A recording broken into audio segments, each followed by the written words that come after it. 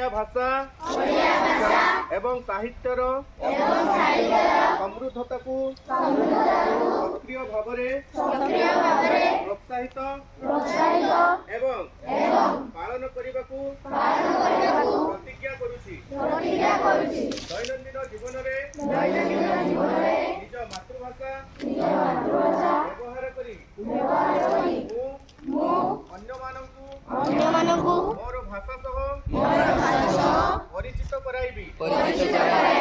कहानी कविता एवं परंपरार आदान प्रदान माध्यम